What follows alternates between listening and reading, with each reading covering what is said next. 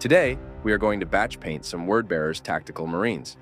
While this is a Horus Heresy tutorial, it would work equally as well for Warhammer 40,000 Wordbearer's Chaos Space Marines. You can see I have them assembled with their bolters, shoulder pauldrons, and accessory equipment off. We have a full 10-man Mark VI tactical squad with Forge World head upgrades, led by a sergeant with a plasma pistol and power sword. I kept the shoulder pauldrons off the Marines because they will be black, where the rest of the armor is a dark red.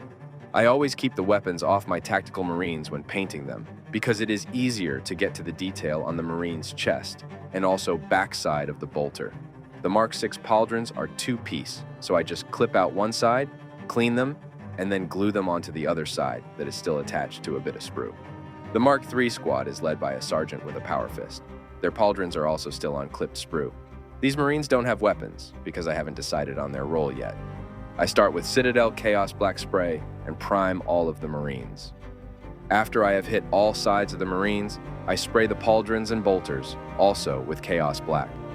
Then moving to the airbrush, I use Citadel Gal Vorbak Red that I thinned with Vallejo Airbrush Thinner. Citadel air paint is pretty thick, and it took about 10 drops to get it thinned to the consistency of Vallejo Air. Next, using thinned Citadel Airword Bearer's Red, I add a second layer. This adds depth and vibrance. I know I could have used similar colors from Vallejo, but these are the paints I had on hand. For you at home who don't have these reds, the important part is I used a darker red and then came back with a lighter red. Also, interesting fact about these two Wordbearers colors. They were originally sold under Forge World, along with other air paints for the other legions. Games Workshop later absorbed those air paints into Citadel Air when it was originally released. Forge World even had a line of weathering powders back in the day. Now, let's get back to painting Wordbearers. Using Vallejo Model Air Anthracite, I paint the shoulder pauldrons. This is a dark gray paint that will look like black when we later wash it with Nuln Oil. Our main colors are blocked on, and it's now time to switch to a brush. Starting with Citadel Ironbreaker, I paint all of the silver metallic areas on the Marines. This is probably the longest stage in our tutorial. Strategically, I like to do the longer stages earlier in the painting process when the enthusiasm is highest. I also use this strategy when painting large armies, starting with the necessary but less exciting line infantry first, and then rewarding myself with elite or HQ units to boost enthusiasm. I do all of the trim, cabling and joints silver, as well as the Nuncio Vox and Legion Vexilia pole. With our pauldrons off, we can save some time by painting the inner trim on them while they are on sprue. I clip off the pauldrons and carefully clean them with my hobby knife. Switching to Citadel Eschen Grey, I touch up the Mark VI pauldrons. Don't worry about touching up the Mark III ones, as we will get to those in a later step. I glue all of the pauldrons onto the Marines. Now, with the main Legion colors on, they are starting to look like Wordbearers. Returning to Citadel Ironbreaker, I paint the rest of the detail on the pauldrons. This includes the bonding studs on the Mark VI, as well as touching up and painting the trim on the Mark III. Now that we are past the longest stage, I switch to Citadel Caliban Green. I paint the Nuncio Vox lenses and eyes on all of the helmeted Marines. Next, using Citadel Warboss Green, I highlight all green from the previous step. Switching to Citadel Wordbearer's Red, I paint all of the lenses on the Nuncio Vox, Servo Skull, and the Mark III Sergeant's Bionic Eye. At this step, you can also touch up any brush slips on your red armor. Using Citadel Mephiston Red, I highlight the red lenses. Next, using Citadel Abaddon Black, I paint the Nuncio Vox antennas, plasma pistol body, and the hilt of the power sword. Switching back to Citadel Ironbreaker, I paint the details on the plasma pistol. Then, I do a loose highlight with Citadel Eschen Grey on the plasma pistol and power sword hilt. This doesn't need to be a clean edge highlight. Using Citadel Nuln Oil Shade, I wash the entirety of the models. I wash the red armor, silver metallics, and black pauldrons all at once. The wash seeps into the cracks, giving definition to our armor and darkening the tone down to a crimson red. A lot of people hate on the current recipe of Nuln Oil, but I find it works much better than the older, darker recipe that was more prone to pooling. Let's move on to a very exciting stage. One very unique trait of the Wordbearers is all of the cool geometric shapes and scripture that adorns their armor. I love how much visual texture it adds to each Marine, and it offers a very unique hobby opportunity that the other more standardized legions lack. I start with the scripture and geometric shapes. It was pretty hard to cut the sheet exactly to the dimension of the Mark III chest plate, so I chose Marines that will have their bolters semi-raised.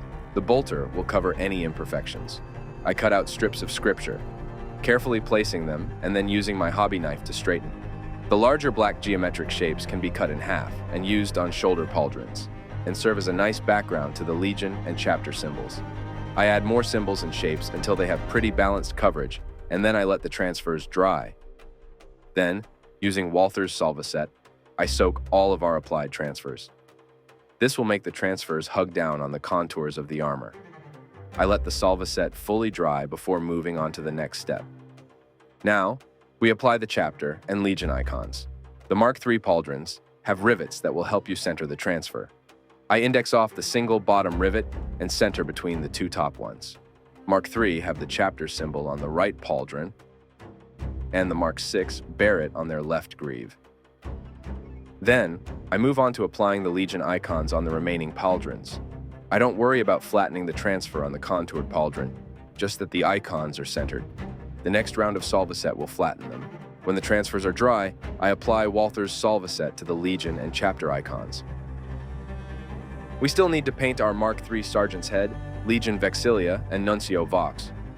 I start with Citadel Retributor armor and paint the Nuncio Vox, Legion Vexilia trim, and the pommel and guards on the power sword. Then I switch to Citadel Xandri dust and paint the Nuncio Vox skull and parchment on the Legion Vexilia. Next, using Citadel Cadian flesh tone, I paint the exposed skin on the Mark III Sergeant's head. I paint up to his ritual scars, still leaving some of the word bearers red from our base coat in the recesses. Using Citadel Kislev flesh, I add a general highlight to the Sergeant's head. I build up the flesh tone by adding more layers to the raised parts of his face, like his chin, cheekbones, eyebrows, and sides of his forehead. Switching to Citadel Ushabti bone, I highlight the Nuncio Vox skull and Legion Vexilia parchment. Then, using Citadel Abaddon black, I paint the Mark III Sergeant's beard. I then paint some fine lines of scripture on the Legion Vexilia parchment. The key here isn't the size of the brush, but rather the amount of paint. Use just a tiny amount of paint on the very tip of the brush. Now, using Citadel White Scar, I do a fine highlight on our Sergeant's face and teeth, focusing on the same raised areas I want to draw attention to.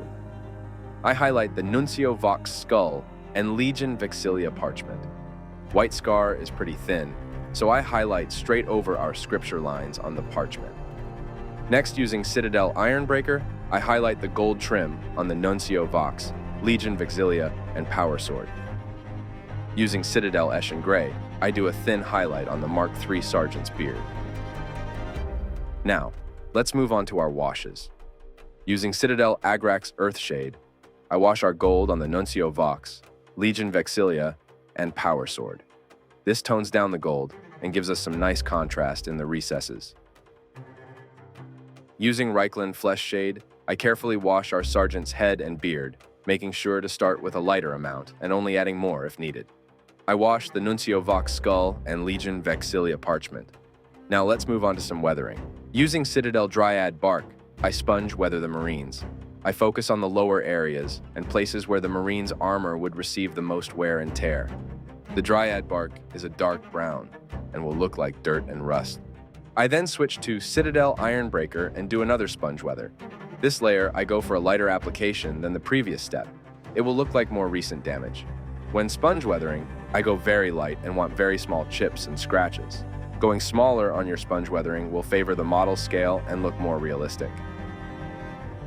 It's time to kit our Marines out with the accessory sprue. I clip the top half of the sprue, leaving only one attachment point to the holsters, pouches, and grenades. I clean up the edges with my hobby knife. I prime the entire sprue with Citadel Chaos black spray paint. Next, using Citadel Caliban green, I paint the frag grenade bodies. Then, using Citadel Ironbreaker, I paint the frag grenade lugs, safeties, holster, and pouch buckles, and crack grenades. I switch to Citadel Warboss green and highlight the frag grenade bodies. Next, I use Citadel Eschen Grey and do a loose highlight over all of the holsters and pouches. I wash everything with Citadel Nuln Oil Shade.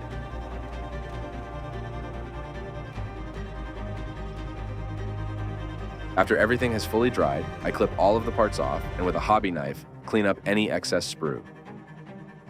I touch up the black holsters and pouches with Citadel Abaddon Black and the silver on the grenades with Citadel Iron Breaker. I then glue the holsters, grenades, and pouches onto the Marines. Adding accessories really adds visual interest and variety to your basic power armored Marines, and it's an easy opportunity to make your models better represent their war gear from the books. I added a Legion icon transfer to my Legion Vexilia. Normally I would have done this much earlier, but I entirely forgot about it. I switch back to Citadel Iron Breaker and paint all of the silver metallic on my Umbra bolters. I then use Citadel Gal Vorbak Red and paint the hands. Next, I use Citadel Word Bearers Red and add a layer over our previous step. These are the same colors we airbrushed on the other parts of the power armor, just in paint pot form. Switching to Citadel Eshin Gray, I do a loose highlight over the bolter bodies. While doing the loose highlight, you can touch up any brush slips from painting the silver or red. With our main colors on the bolters, I pair them up to the correct Marines by carefully dry fitting, making sure the wrists and hands match. Only after all are paired, I glue on the bolters. Once the glue is dried, I use Citadel Nuln Oil Shade and wash over all of the bolters and the hands. This will darken everything and color match the hands to the rest of the power armor.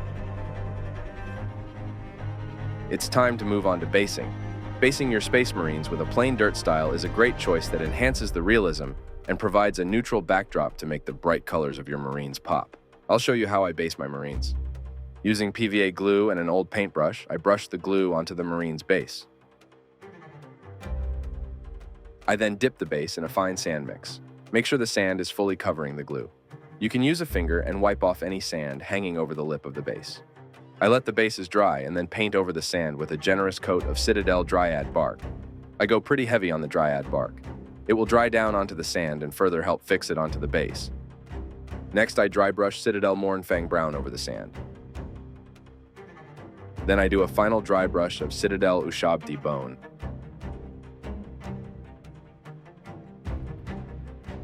Using Reikland Flesh Shade, I do a generous wash. This helps blend the different shades of brown. I paint the rim of the base with Citadel Steel Legion Drab.